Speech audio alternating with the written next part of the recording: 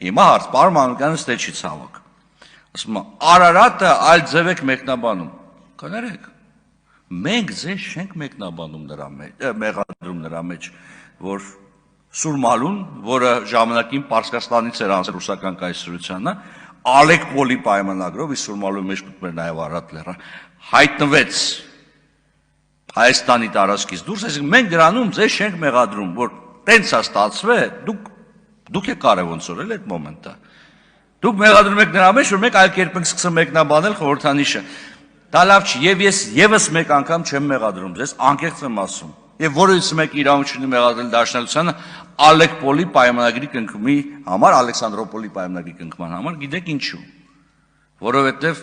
այդ պայմանագիրը